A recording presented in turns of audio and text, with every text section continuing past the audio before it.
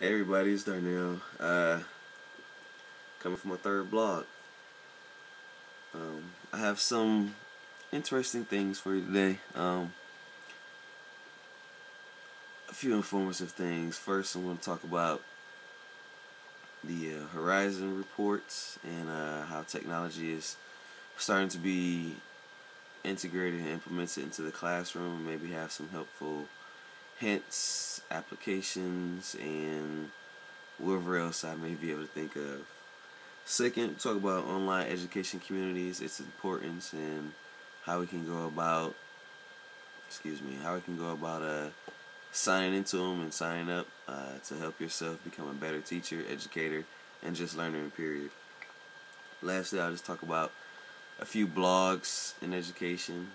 They're great tools to have because it helps also, just like the online education communities, gives you helpful hints, tools, resources that you may be able to use inside the classroom to help you, one, become a better educator, helps you be able to create more diverse and integrated lessons. It makes it pretty much a better experience all around for you and your students. So first, the Horizon report. I saw something that was pretty nice about tablets and iPads being integrated into the classroom. I think this is a useful tool, especially being a math and science guy. It's definitely can be integrated throughout all subjects, from math and science to ELA and history. Just as simple for ELA and history, as simple as using books, and also being able to use like the whiteboard to create Venn diagrams for not cause and effect, for excuse me, for comparing and contrasting. And then you can also just use the whiteboard for cause and effect issues, taking notes. It's just a great tool to have. You can also take PDFs and put them inside there and edit them, print them out, which is just a great tool to use just for those two subjects. And with math, you can also use the whiteboard to jot down problems and email them to yourself, or email them to the students. Or if you have a website, you can put everything on your website so students can always have a place to go to use it as a reference, or to find out what's going on with homework just in case they missed it or whatnot. They're just great tools to use. And you can, there definitely has a lot of, it has a lot of applications that you can use. I talked about two of them, just about the Acrobat Reader, whiteboard. You can do Google Docs, email. You can use, you can put websites on your home screen. That way they're easily accessible. You don't have to search for them every single time.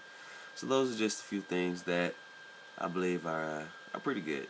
Pretty good tools to use. It's basically in the classroom. Um, Another thing I talked about, well, I would like to talk about, is just Twitter. It's something that I'm still getting used to, but if you follow the right people and the right things, it can be pretty helpful. I was following a news group, and it talks about a lot of educational and political issues. So it puts a lot of articles out there, not necessarily peer reviewed, but just articles that you can look at, to kind of get a basic understanding of what's going on politically in the education field.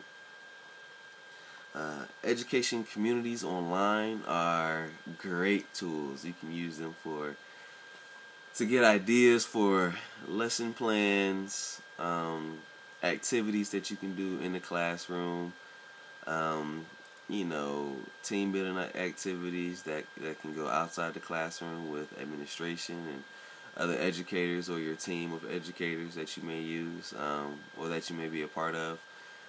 Great, great, great, great tool. Just a few that I'm a part of are Teacher Vision. That's the way for you to share lesson plans across the educational community. Teach Aid, which is pretty much the same thing as Teacher Vision. It's just, it all depends on who's on Teacher's Aid, who's on Teacher Vision. Um, Another one is We the Teachers, which is also similar to those other ones, but it's just you can never have too many resources for education. Um, TeacherTube, which is kind of a way to physically see, well, actually virtually see what's going on in the classroom. You can see great lesson plans and instructional strategies, classroom management. It's just a great tool just for those things. And lastly, blogs. It's also just another way, like the teachers community, to get great ideas. I'm a part of a couple for math, one for science, and then one for just STEM education in general. Well, being a STEM educator and certified to teach STEM or incorporate STEM into classroom activities, STEM education is very huge in my life, and especially having an engineering background. So just I guess a few of the blogs that I'm on are principals page. Helps you get an understanding kind of what the administrators are going through, how they feel about certain situations in their school districts. Who to Math, which is a great tool for math education. Find out fun ways to incorporate math into fun ways for math activities in the classroom to make it more fun instead of just your basic drill and practice. The same with Let's Play Math. It's also puts a few games in there, so maybe if you want to use stations in your classroom for cognitive development, you can actually add those in there. And STEM through engineering.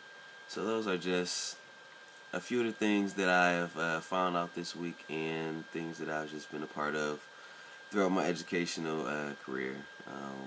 Look forward to talking to you next week. Take care.